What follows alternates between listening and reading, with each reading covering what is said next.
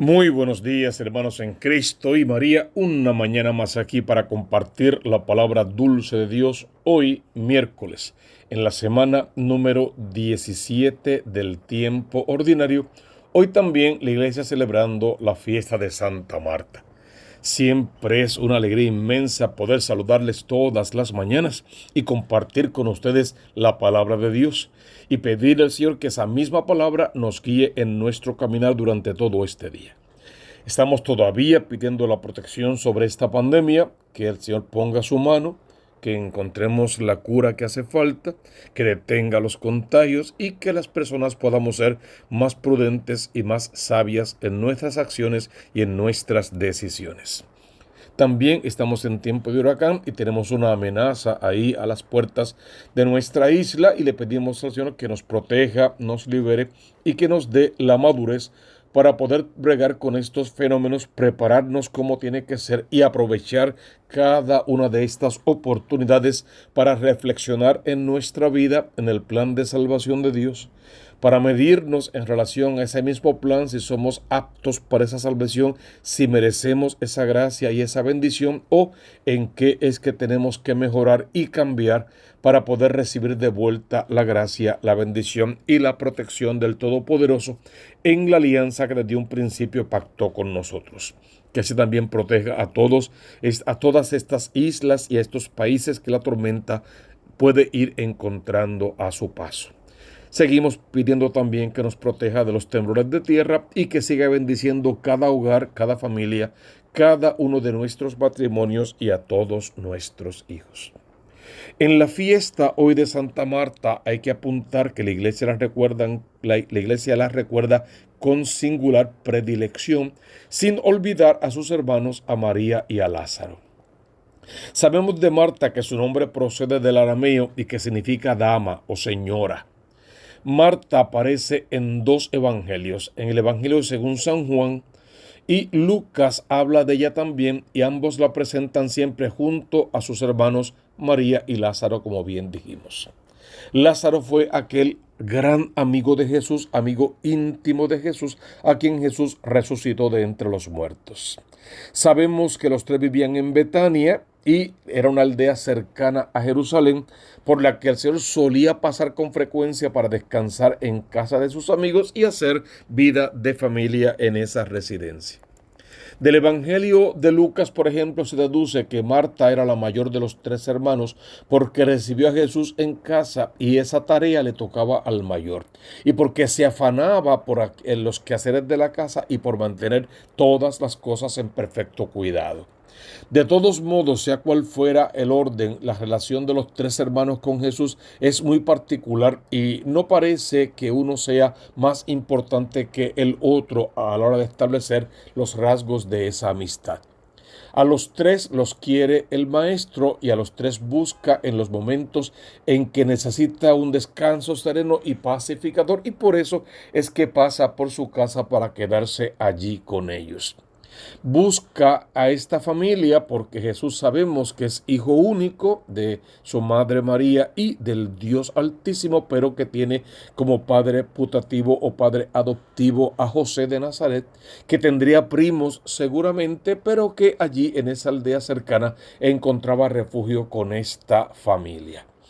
También debemos apuntar que María es aquella mujer que va a ungir los pies de Jesús en Betania 6 días antes de la Pascua, mientras que Marta sirve la cena a los comensales y se ocupa por todos los detalles. Entonces son tres hermanos queridos de una manera particular porque cada uno tiene una historia diferente, una historia espiritual diferente con su amigo Jesús de Nazaret. Pero antes de seguir con la historia de Marta, María y Lázaro, vamos a ver un poco las lecturas que la iglesia nos reserva para hoy. La primera lectura está tomada de la profecía de Jeremías, esta vez en el capítulo 15, versos 10, 16 al 21. El profeta hoy habla de esta manera: ¡Ay de mí, madre mía! Me has engendrado para discutir y pleitear por todo el país. Ni presté ni me han prestado, en cambio todos me maldicen. Vamos a ver al profeta en una quejadumbre total. No falta quien diga que Dios crea el mundo en 6 días. El séptimo descansa. Y ya el octavo día está recibiendo quejas constantes de toda la creación. Y parecería que se va a pasar el resto de la eternidad respondiéndole a esas quejas de toda la creación. Y el profeta se encuentra ahora en esos famosos ayes, ay de mí, y se queja de él mismo ante su madre del cielo, pero también se está quejando ante su Padre del cielo, porque este Dios es el que lo ha enviado a profetizar de esta manera, y es a causa de estas profecías que lo están persiguiendo, que lo quieren matar y que pasa una y mil vicisitudes. Dice el profeta: yo encontraba tus palabras y yo las devoraba. O sea, tus palabras me servían de gozo. Tus palabras eran la alegría de mi corazón y tu nombre era invocado sobre mí. Esto se lo dice el profeta al Dios verdadero, al Dios de Israel. O sea, no se está quejando de su misión de profeta, pero sí se está advirtiendo de todo lo que pasa alrededor de ese profetismo y de las consecuencias que tiene que pagar a causa de hablar palabra de Dios. Entonces tú y yo podríamos hoy, ahora, en este momento, compararnos con este profeta. De hecho, profetas somos por el sacramento del bautismo. Y como profetas tenemos la misión igual de anunciar y de denunciar. Y en este momento de tanta crisis en el gobierno nos tocaría denunciar, ser esa voz profética que denuncia todo lo que está mal y buscar la justicia social de la iglesia. Y además de esa situación del gobierno que estamos viviendo, esta pandemia que le hemos mencionado ya, todos los problemas que tenemos con los terremotos y con los temblores, con la violencia en todas sus dimensiones y formas, todo esto sería motivo para una quejadumbre completa de parte nuestra, igual que el profeta. Pero también tendríamos que doblar rodillas ante este Dios como el profeta hace para reconocer toda su grandeza, toda su bonanza, todo lo que Dios hace igual por su pueblo. Y entonces tendríamos que decir: ven acá, en el juego de la vida, ¿qué papel juego yo? ¿Quién soy yo ante la realidad que azota al país en este momento? Ante la falta de fe de un pueblo de fe, de un pueblo creyente, ante la falta de fe. Ante el protagonismo de muchos hombres que no han sido enviados por Dios, y ya ayer el profeta lo decía: esos no los envié yo, no hablan en mi nombre, no van en mi nombre. Y a veces ante el silencio de aquellos profetas que sí están en el nombre de Dios, pero que han callado sus voces. ¿Quién soy yo? ¿Cómo respondo a la necesidad que tiene el mundo de volver a oír la voz de Dios? Pero ante los vientos huracanados que nos azotan, no solamente por la tormenta que nos amenaza, sino por todas las situaciones que hemos mencionado, yo puedo actuar como un pesimista. El pesimista ve el viento, ve el problema, ve la situación, ve la mediocridad en la que estamos, ve la corrupción rampante del gobierno y otras instancias, y simplemente se queja contra los vientos.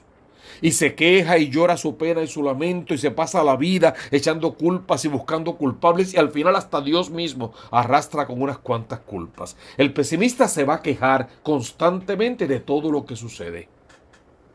Pero frente al pesimista hay un optimista. ¿Y el optimista qué va a hacer? Él espera pasivo a que los vientos cambien. Él cree que los vientos pueden cambiar. Le gustaría que cambiaran y hasta pide que cambien. No se ahoga en un vaso de agua porque en el fondo él cree que la cosa puede cambiar. Pero desde afuera no se inmiscuye, no hace mucho para que eso cambie.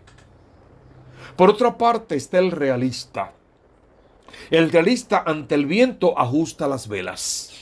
Ante el problema busca una solución. Ante la corrupción levanta una voz y se hace escuchar. Y hace lo que haya que hacer para que esa voz llegue a donde tiene que llegar y haya una respuesta positiva, una respuesta favorable.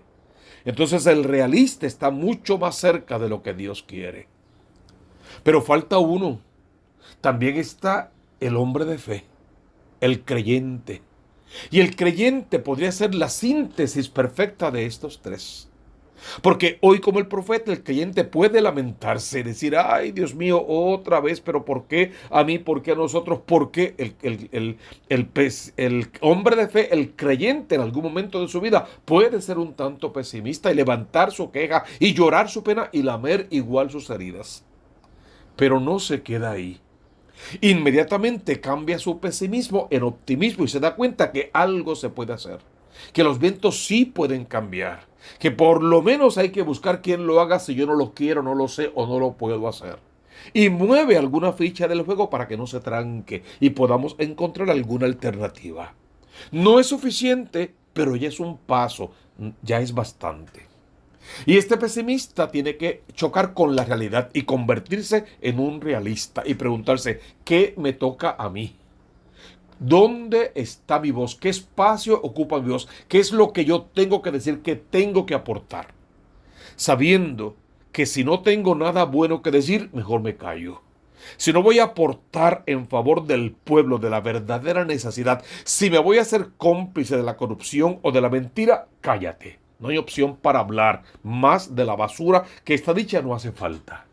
Tiene que ser una voz disidente que hable en nombre de Dios a favor del pueblo, que saque al pueblo de la enfermedad en la que se encuentra y le dé una palabra de aliento y una promesa de vida, incluso de vida eterna. Y por lo tanto, este hombre creyente se va a convertir en ese realista que echa manos a la obra, que pone manos a la obra, que ajusta las velas y que en fin de cuentas se da cuenta que solo no puede. Y es ahora donde clama a Dios, donde eleva su voz al cielo, reconoce el poderío del Señor, alaba, bendice y glorifica su nombre, y con la misma que tiene tiempo para hacer todo eso, de rodillas ante el Santísimo Sacramento, se levanta de ahí para ir a la calle y hacer lo que tiene que hacer. Entonces, el llamado de la primera lectura hoy es que examines tu vida y que concluyas aquello que todos sabemos de memoria. Hermano, ya. Si no eres parte de la solución, es porque tú eres el problema. Si no soy parte de la solución, yo soy el problema. Entonces tengo que empezar por pedirle a Dios que me sane a mí mismo, que me libere a mí mismo, que me desate, que rompa mis cadenas y que me equipe con las herramientas, la armadura de Cristo, la palabra oportuna que necesito para denunciar. Así como anuncio que hay un reino de los cielos, tengo que denunciar todo lo que se opone a ese reino, sobre todo cuando yo mismo soy contrario al reino de los cielos, cuando mis acciones son contrarias al plan de salvación de Dios, y cuando lejos de atraer almas a Cristo, escandalizo o aparto almas del camino del Señor. Y si en algún momento del camino fue esa mi acción, hoy tengo que convertirme yo también, cambiar eso. Y no solamente intentar salvar y rescatar mi alma, sino cualquier alma que se quedó herida en el camino a causa de mis malas decisiones, de mis malas acciones y de mi flojo y débil testimonio de vida. Entonces, realmente, ¿qué es lo que tenemos que hacer? Poner la esperanza en el Señor, para escuchar al Señor que me dice: si vuelves, te dejaré volver, y así estarás a mi servicio. Oye a Jesús diciéndote: hermano, conozco tu pecado, sé exactamente en qué aguas sucias te has zambullido, conozco tu pecado, tu mentira y tu doble vida. Pero si te arrepientes y vuelves a la casa del Señor, yo te perdono, yo te doy una oportunidad, yo te recibo de vuelta, yo te pongo a mi servicio.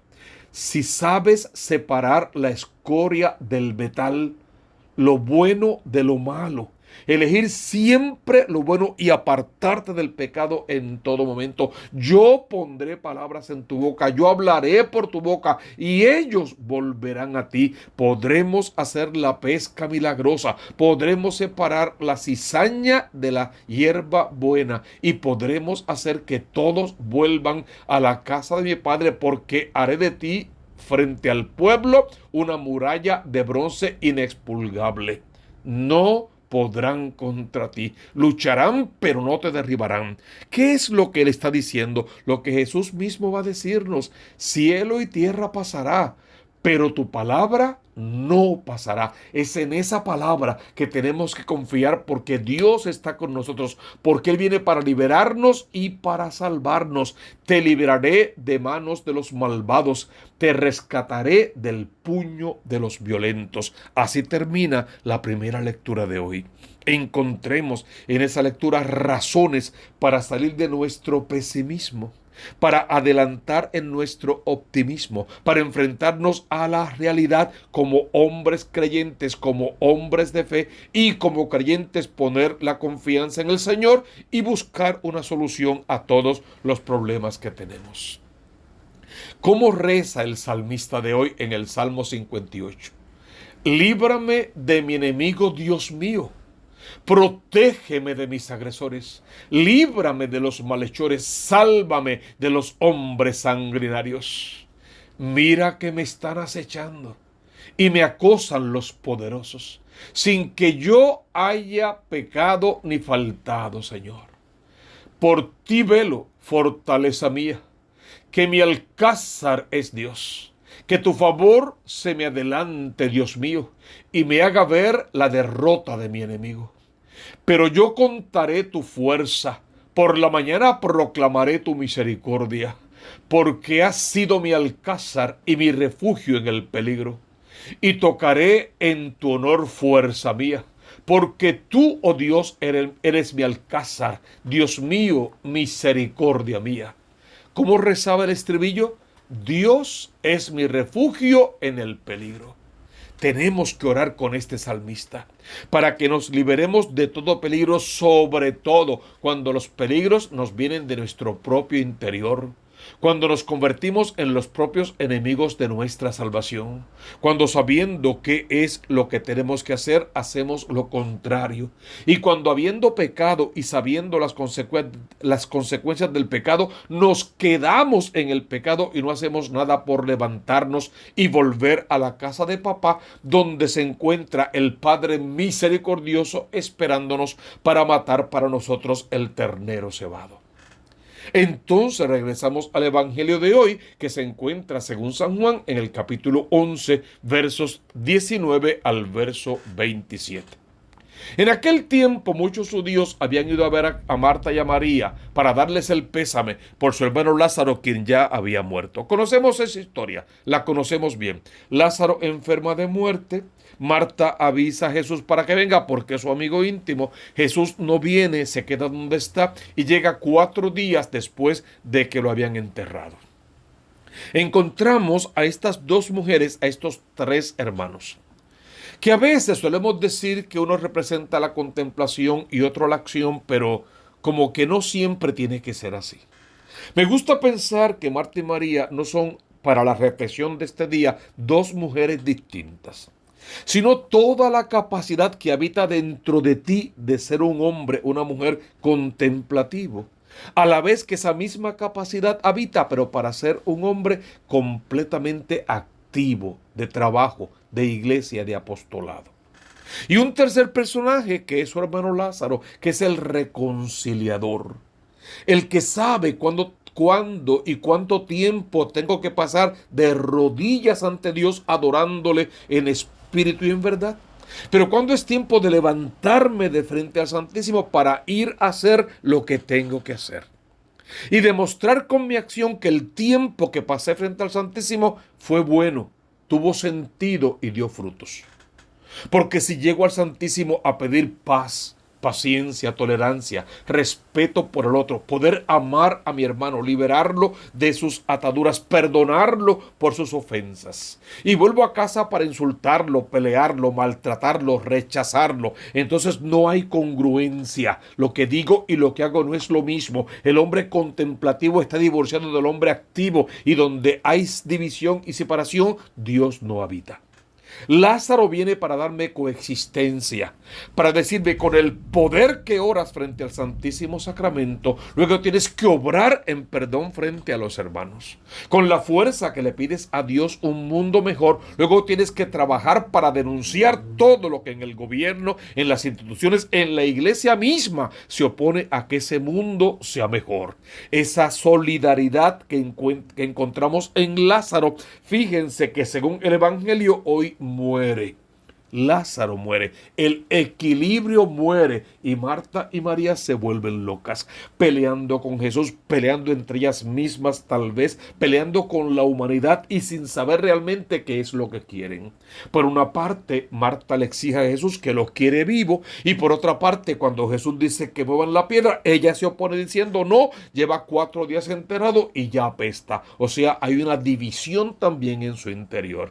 Y María, que es la contemplativa del grupo supuestamente, también tiene su pena, su dolor y su tristeza y su miedo de que al Lázaro morir se quedan sin la representación de un hombre. Parecen no tener papá, no están casadas y no hay más hermanos varones, y conocemos la situación de ese momento para una mujer sola. Entonces, ese equilibrio que es Lázaro, ¿dónde realmente lo encontramos? En la persona de Lázaro, en la resurrección de Lázaro, porque muere el equilibrio y Dios lo resucita, como para decirte: sin esta prudencia no puedes caminar adelante. De hecho, toda tu sinceridad, si no está guiada por la prudencia, a veces se convierte en crueldad y en maltrato para con los demás. Entonces hay que resucitar a Lázaro, hay que resucitar la cordura, hay que resucitar el equilibrio y la razón de ser, el verdadero sentimiento. Todo eso, ¿dónde lo encontramos? En Marta con toda su actividad, en María con toda su contemplación, en Lázaro con todo su equilibrio. No, en Cristo, en la persona de Cristo, que es el que mantiene al activo vivo espiritualmente en su actividad, al contemplativo santo en su contemplación, preparándolo para su actividad, y al equilibrio, al punto medio, listo para hacer siempre lo que tiene que hacer con sabiduría, para que el mundo entonces pueda, en ese verdadero encuentro personal con Cristo, vivir en santidad, hacer lo que tiene que hacer, salvarse y ayudar a otros a salvarse igual. Entonces tenemos que escuchar a Jesús diciéndole a Marta: yo soy la resurrección y yo soy la vida. Pero también tenemos que escuchar a Marta respondiéndole a Jesús: sí, Señor, yo creo. Y no puede darse un choque de protagonistas, porque el único protagonista de la fe católica es el Cristo de la gloria. El yo soy la resurrección va a ser equivalente al yo soy el que soy. Y el yo creo va a ser equivalente a aquí estoy para hacer tu voluntad. Entonces, cuando nos presentamos ante Jesús con todas las ganas que tenemos de salvarnos y de salvar al mundo, es sabiendo que solo Dios tiene ese poderío y a Él nos tenemos que encomendar. Que no podemos jugar a ser dioses pequeños, dioses falsos. A Dios le desagrada eso. Y que no podemos canjear el Evangelio por ninguna otra filosofía de última hora. Y que no podemos interpretar el Evangelio a nuestro antojo. Que tenemos que dejarnos llevar por esa palabra viva de Dios, creyéndole esa palabra en todo el sentido y esperando que el Señor, que está con nosotros y que está de nuestra parte, sea la medida de nuestra vida. Seamos el hombre creyente, el que ha puesto su confianza en el Señor, y creámosle la palabra. Busca primero el reino de Dios con su justicia, y todo lo demás vendrá por añadidura. Recibe de Dios su bendición En el nombre del Padre, y del Hijo, y del Espíritu Santo. Amén.